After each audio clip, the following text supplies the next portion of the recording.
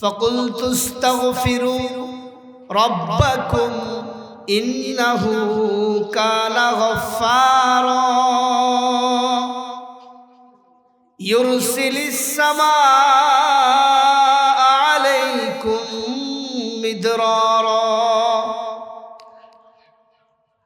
দুনিয়ার মানুষ যখন বারবার ভুল করে, ভুলের মাধ্যমে রব থেকে দূরে সরে যায়, একটা পর্যায়ে যখন তার মধ্যে অনুশোচনা চলে আসে, বুঝতে পারে যে আল্লাহ রব্বুল আলামিন আমাকে গোলামির জন্য পাঠিয়েছেন, তার প্রত্যেকটা হুকুম আহকাম যেন মানতে পারি, সে বিষয়ের প্রতি লক্ষ্য রাখার জন্য বলা হয়েছে। কিন্তু শয়তানের ধোঁকায় পড়ে, নফসের চাহিদায় আমি গুনাহ করে ফেলেছি, এই অনুভূতি যখন কোনো মানুষের মধ্যে আসে, তখন সে মানুষ তওবা করে আল্লাহর দিকে ফিরে যেতে চায়। জামানার বুজুর্গ হযরতে হাসান বসরির কাছে এক লোক আসলেন, এসে জিজ্ঞাসা করলেন, হযরত, আপনার সাথে আমার কিছু পরামর্শ রয়েছে, দোয়া চাই, আমার সন্তান হয় না। তো হযরতে হাসান বসরি বলতেছেন, তুমি তোমার জিন্দেগীর মধ্যে ইস্তেগফারের আমল বাড়িয়ে দাও। পরবর্তী সময় আরেকজন আসলেন, এসে বলতেছে, আমাদের এলাকায় অনেক দিন বৃষ্টি হচ্ছে না, আপনার কাছে দোয়া চাই এবং কোন আমল করলে বৃষ্টি পেতে পারি, এই জন্য আপনার কাছে পরামর্শ চাই। জামানার বুজুর্গ হযরতে হাসান বসরি তাকেও বললেন, শোনো ভাই, মহল্লাবাসীকে নিয়ে তোমরা সকলে ইস্তেগফারের আমল শুরু করে দাও, বেশি থেকে বেশি ইস্তেগফারের আমল করো, দেখবা আল্লাহ রব্বুল আলামিন তোমাদের এলাকায় বৃষ্টি দিবেন। কিছুক্ষণ পর আরেকজন লোক এসে দোয়া চাইলেন যে, হযরত, আমার ব্যবসা বাণিজ্যে বরকত নাই, আপনার কাছে দোয়া চাই এবং পরামর্শ চাই, কি করলে ব্যবসা বাণিজ্যের মধ্যে বরকত হবে। হযরতে হাসান বসরি ওই ব্যক্তিকেও বলে দিল, ভাই, তোমার জীবনের মধ্যে সবচেয়ে বেশি গুরুত্ব দিয়ে ইস্তেগফারের আমল শুরু করে দাও, তাহলে দেখবা আল্লাহ রব্বুল আলামিন তোমার ব্যবসার মধ্যে বরকত দিবেন। এভাবে মোটামুটি অনেকজন মানুষ যখন বারবার হযরতে হাসান বসরির কাছে এসে দোয়া চাচ্ছেন, সকলকেই একটাই আমল দিতেছেন যে তোমরা তোমাদের জিন্দেগীর মধ্যে ইস্তেগফারের আমল বাড়ায় দাও, তাহলে দেখবা যত সমস্যা আছে সকল সমস্যাগুলো রব্বুল আলামিন সহজ করে দিবেন। সকলে যখন চলে গেল, হাসান বসরির একেবারে নিকটস্থ একজন লোক এসে জিজ্ঞাসা করলেন, হযরত, আজকের বিষয়টা বুঝতে পারলাম না। একজন এসে বলল এলাকায় বৃষ্টি নাই, তাকেও বললেন ইস্তেগফার পড়ো। আরেকজন এসে বলতেছে, আল্লাহ তাআলা আমাকে সন্তান দিচ্ছেন না, তো আমার সন্তানের জন্য দোয়া চাই এবং আপনার কাছে আমল চাই, তাকেও বলে দিলেন ইস্তেগফার করতে।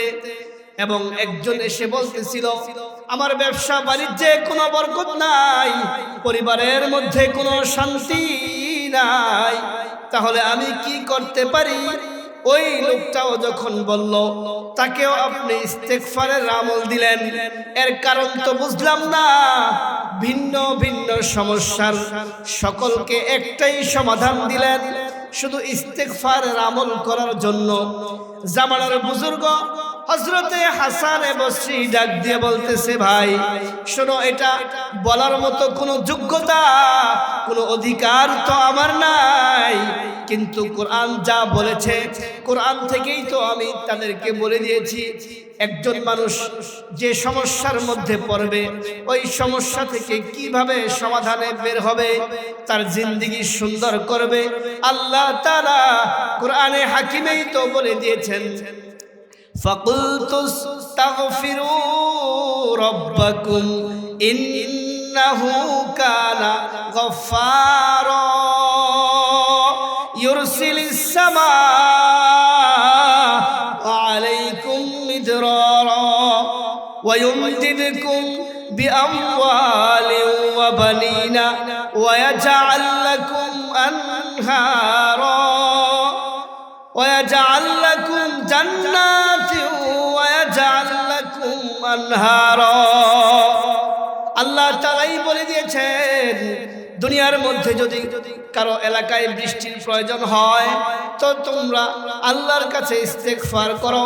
কারো যদি সন্তানের প্রয়োজন হয় তো জিন্দেগির মধ্যে ইস্তেগফারের আমল বাড়ায় দাও। ব্যবসা বাণিজ্যে যদি বরকতের প্রয়োজন হয় তো আল্লাহ তাআলা বলছেন যারা ইস্তেগফার করবে, যারা তওবা করবে, আল্লাহ তাআলার কাছে খাস দিলে তওবা করবে, আল্লাহ তাআলা তার জিন্দেগির সকল সমস্যা সমাধান করে দিবেন। আমি হাসান বসরির এমন কোনো পাওয়ার যোগ্যতা বা ক্ষমতা নাই, আমি ব্যক্তিগত কোনো কথাও বলি নাই।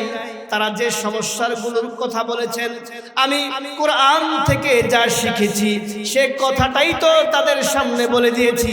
আল্লাহ রাব্বুল আলামিন যদি চান তো ইস্তেগফার যদি খাস দিলে হয় তাহলে আল্লাহ তাআলা প্রত্যেকের জিন্দেগির সমস্যার সমাধান ইস্তেগফারের মাধ্যমে করে দিবেন। এজন্য প্যারা হাজিরিন, আমরাও যারা আজকে বিভিন্ন পেরেশানিতে রয়েছি, বিভিন্ন সমস্যার সম্মুখীন থাকি, জুমার নামাজের পরে মসজিদের ইমাম সাহেব, খতিব সাহেবদের কাছে দাঁড়িয়ে থাকি যে আমাদের এই সমস্যার জন্য কি করতে পারি, আমাদের সমাধান কিভাবে বের করতে পারি। সংসারে তো শান্তি নাই, ব্যবসার মধ্যেও বরকত নাই, পরিবারের মধ্যে বিভিন্ন গন্ডগোল চলতেছে, অনেকেই বসে থাকি আল্লাহ তাআলা আমাদের সন্তানদের না, অনেক সমাজ গিয়ে একসাথে বসে থাকে। এ জামানার ওলামা একরাম, আপনাদের কাছে দোয়া চাই, অনেক দিন যাবত বৃষ্টি হয় না, কি করলে বৃষ্টি হবে? সকল সমস্যার সমাধান আল্লাহ তাআলা কোরআনে হাকিমে স্পষ্ট ভাবে বলে দিয়েছেন। একজন মুমিন মুসলমান তার জিন্দেগির স্বাভাবিক আমলের পাশাপাশি সব সময় ইস্তেগফারের আমল বাড়ায় দিবে। ইস্তেগফারের আমল যদি একজন মানুষ তার জিন্দেগিকে একেবারে আবশ্যকীয় আমল হিসেবে বানিয়ে নিতে পারে তো আল্লাহ তাআলা তার জীবনের মধ্যে কোনো কমতি রাখবেন না। যত সমস্যা থাকবে সকল সমস্যার সমাধান আল্লাহ তাআলা তার কুদরতি হাতে করে দিবেন। জামানার পয়গম্বর হযরতে মূসা আলাইহিস সালামের কাছে তার জাতিরা এসে বলতেছে, পয়গম্বর আপনি আমাদের এলাকার জন্য দোয়া করেন। অনেক দিন বৃষ্টি না হওয়ার কারণে পশু পাখি থেকে শুরু করে আমাদের মানুষরা পর্যন্ত দিশেহারা, আমাদের পানির ব্যবস্থা নাই। আল্লাহ তাআলার কাছে রহমতের বৃষ্টির দোয়া করেন। পয়গম্বরে আরবি হযরতে মূসা কালিমুল্লাহ তার জাতিদেরকে বললেন, শোনো, বৃষ্টি যেহেতু হচ্ছে না তাহলে চলো আমরা সকলে মিলে আল্লাহ তাআলার কাছে একটা নির্দিষ্ট সময় নির্ধারণ করে সকলে মিলে আল্লাহ তাআলার কাছে তওবা করি এবং বৃষ্টির জন্য দোয়া চাই। তখন তারা রাজি হলো। নির্দিষ্ট সময়ে সকলে একত্রিত হয়ে আল্লাহ তাআলার কাছে মূসা আলাইহিস সালামের মাধ্যমে দোয়া করলেন।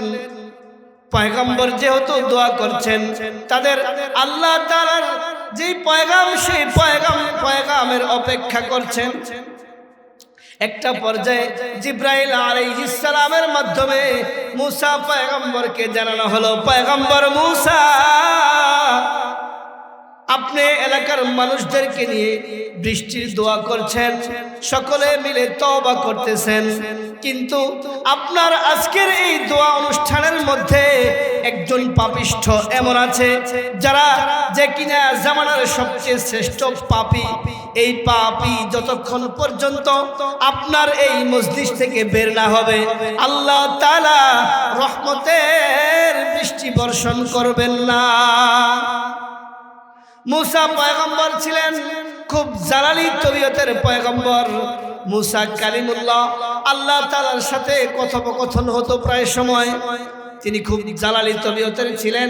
রাগান্বিত স্বরে ডাক দিলেন, এই আজকের এই দোয়া অনুষ্ঠানের মধ্যে কেমন পাপী আছো, পাপিষ্ঠ আছো রে, যে তোমার চেয়ে বড় পাপী আজকের এই এলাকায় নাই, যার কারণে আল্লাহ তাআলা বৃষ্টি দিচ্ছেন না, রহমতের বারিধারা বর্ষণ করছেন না।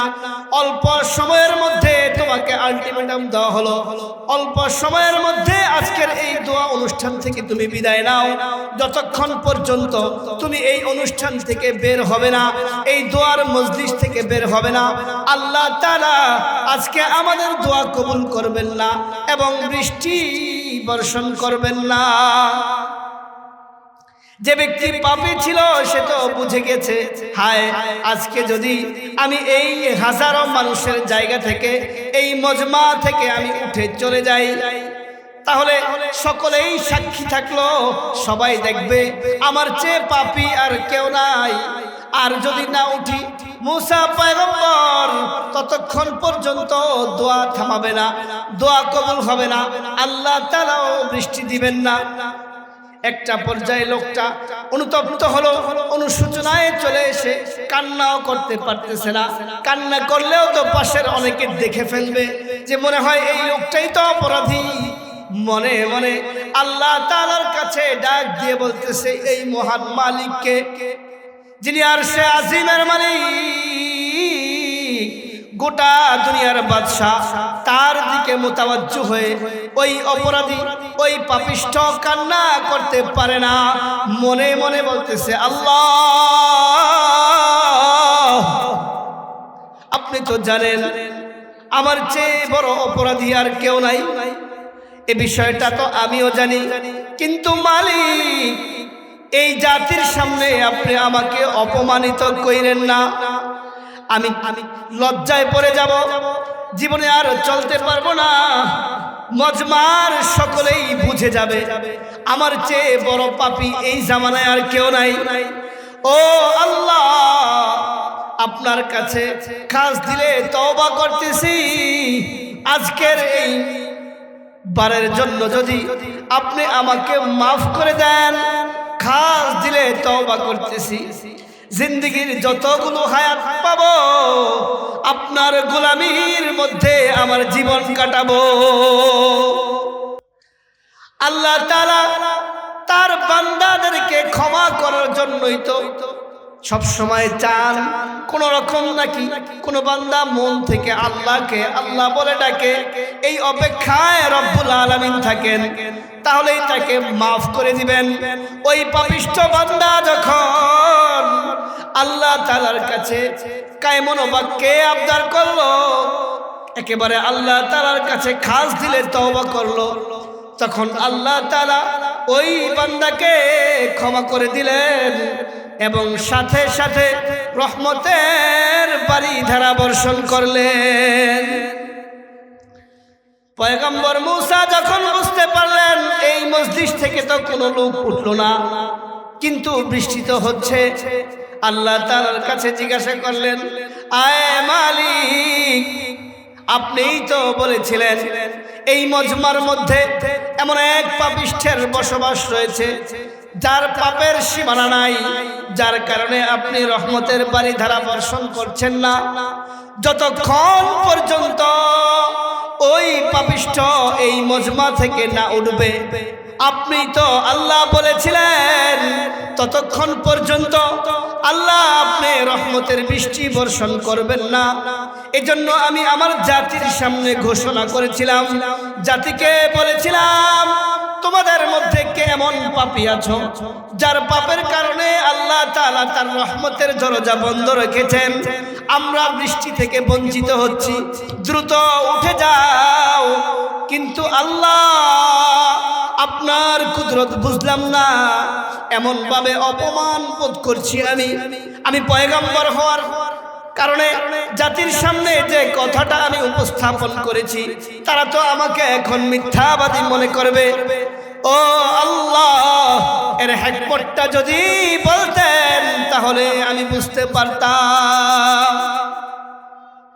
আল্লাহ তাআলা পয়গম্বর মূসাকে ডাক দিয়ে বলতেছে, পয়গম্বর মূসা, যে পাপিষ্ঠের কারণে, যে পাপাচারীর কারণে আমি রব্বুল আলামিন বৃষ্টি দিচ্ছিলাম না, ওই পাপী আমি মালিকের কাছে এমন ভাবে তওবা করেছে যে আমি আল্লাহ তাআলা ক্ষমা না করে পারলাম না।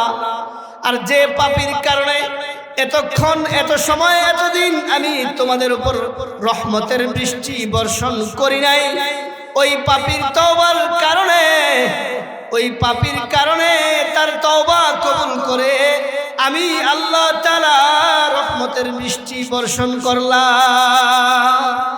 মুহতারাম হাজিরিন, এই শিক্ষা আমরা নিলাম এই ঘটনা থেকে যে আল্লাহ তাআলার কাছে যদি কোনো বান্দা যত বড় অপরাধী হোক না কেন, খাস দিলে যদি তওবা করে, আল্লাহ তাআলার সাথে সাথে ওই বান্দাকে ক্ষমা করে দেন।